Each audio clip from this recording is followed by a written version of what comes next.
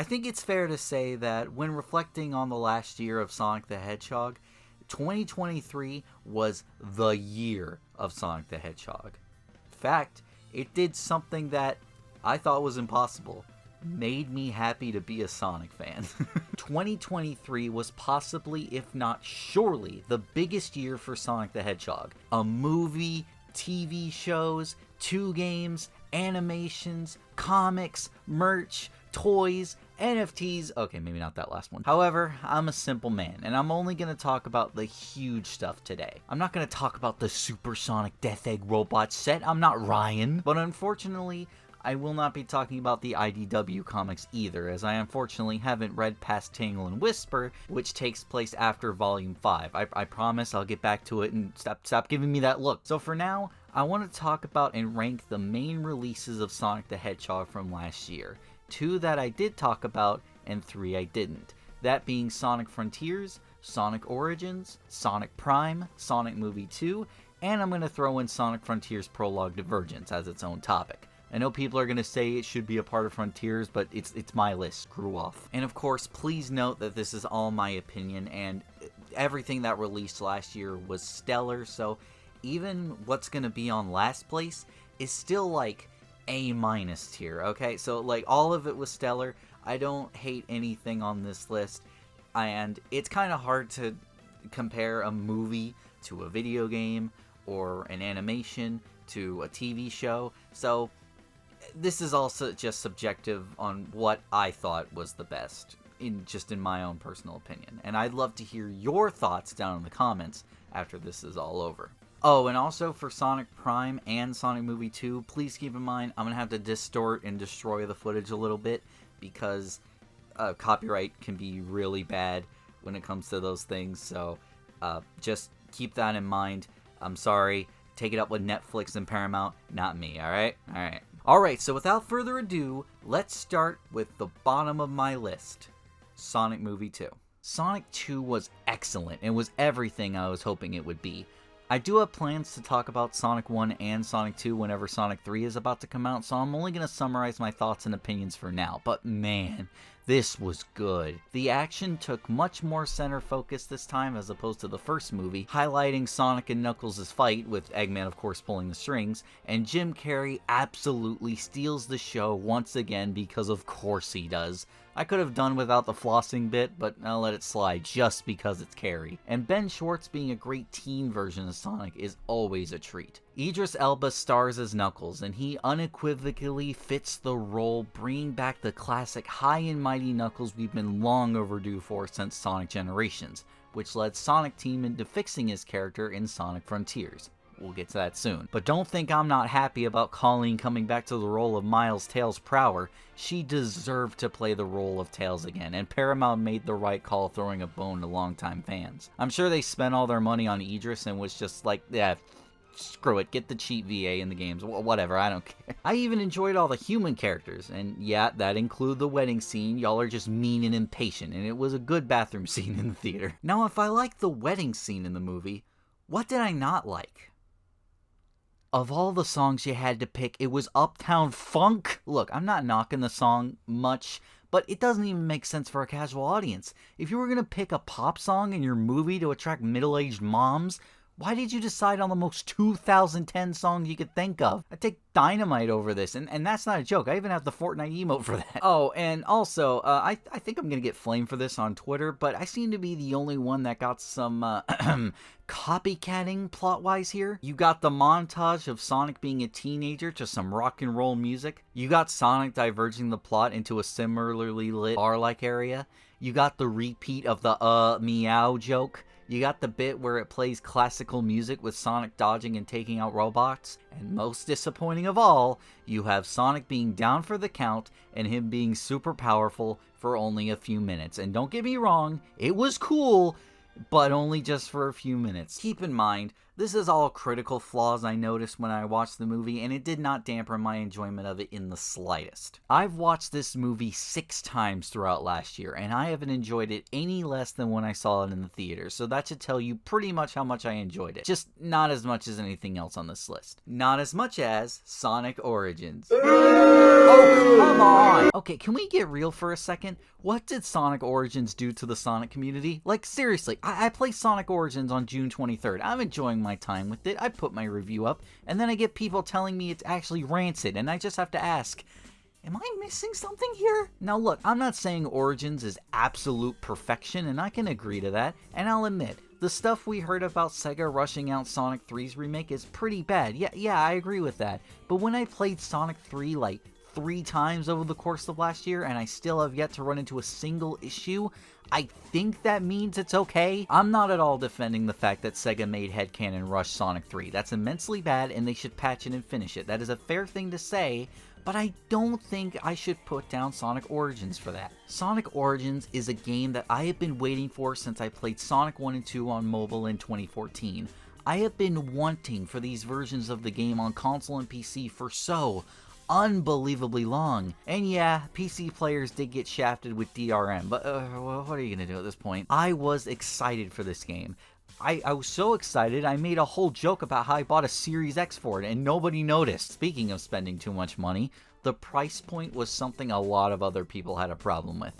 $40 at launch, and only a digital release, so you can't even factor the price of plastic goodness. Now, I do agree that $40 is too much, but I've seen some opinions that the price should have been $10 to $15. You're gonna look me dead in the eye, look, you look at me dead in the eye, you're gonna tell me that Sonic 3 alone is worth $10? If Sonic 3 was released today completely unaltered, this would be worth $20 in today's money, no question. So to say that the whole collection is only worth $10 is completely insane to me. What, because Sonic 1 was $2.99 on the App Store? Well, no shit, it's mobile! A completely different market that if you price your game at all, it's not even being competitive in the space.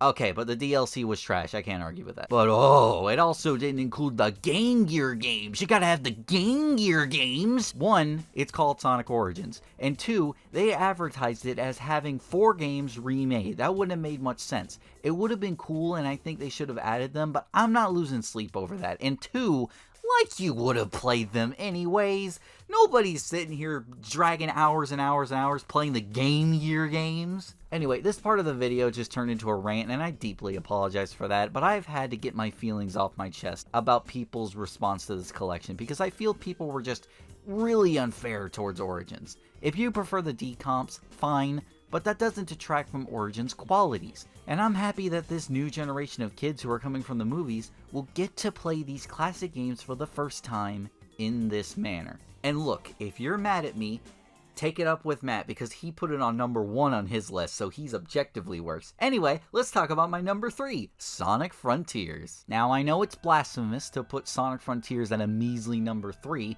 but if you're doing the math in your head, technically, Frontiers will also be number 2 or number 1, so leave me alone. Sonic Frontiers gave me so much joy when I first played it, dude. I got it a few days early thanks to some store in the New York breaking street date on eBay, and I got the Switch version initially on accident, and then later got the PS5 version, and I enjoyed it all the way. Sonic was finally back to the way I remembered him. Sonic's friends weren't just sidekicks anymore, and even the sidekick's not a sidekick anymore. Eggman was no longer the centric villain, making the game more impactful. But best of all, the game was just good. It's not perfect. There are some flaws, and some people are sick of waiting 5 years for this game, which is fair, but I still think it did better than most of us expected. And nothing will compare to my first reaction of Sonic turning into Super Sonic, and then hearing Undefeatable for the first time. That was a magical moment that I will never forget for as long as I live. Now, what are the bad stuff? The final bit of the game sucked. It was pretty much crystal clear that this was where Sonic Team ran out of time and had to rush things, because not only was Rhea Island and Oranos just Chronos cut off, but the progression of the story just comes to a screeching halt as the build-up does not pay off the ending. We didn't get anything to spice up the conclusion, it's just Super Sonic again, nothing different happens, and most importantly, Sonic gets paralyzed by the cyber corruption, and Sonic's friends just hold hands and everything goes back to normal as if nothing happened. Just like another game that released a few years ago. You're really going there? Yeah, I'm going there. If Frontiers kept it rolling until the credits, I probably would say this was my favorite release and put it in number 1. But Rhea and Oranos just really bummed me out, where I feel I just can't. If you want more info on my opinion, make sure to check out my full nitpick on Sonic Frontiers in the card up top. However, what I just talked about may get better, because this year we're going to be getting free updates for the game, including new story near the end with 3 playable characters, which I definitely am excited for, and I definitely hope it changes my mind. Morio Kishimoto has already expressed interest in changing the final boss and making it better, which is a good thing, but I'm going to temper my expectations a little bit. I would love to say that it's going to get better, but I'm gonna hold off on that. Getting playable characters already makes it better anyway. So if Sonic Frontiers is my number 3, what is my number 2 and number 1? Well, my number 2 is also Sonic Frontiers. Sonic Frontiers Prologue, Divergence. I know y'all are about to come through your screen right now, as it's kind of weird to put the prequel to Sonic Frontiers above Sonic Frontiers, but please understand, I enjoyed both of these just as much. However, Divergence is what got me really hyped for Frontiers. We can all agree the marketing was garbage for Frontiers. I don't think we're breaking ground saying that. But right around this time, they were starting to pick back up the marketing, and it was starting to look so much better. Then came Sonic Frontiers Divergence, showing how Knuckles was brought into the story, wanting to know more about the history of his people.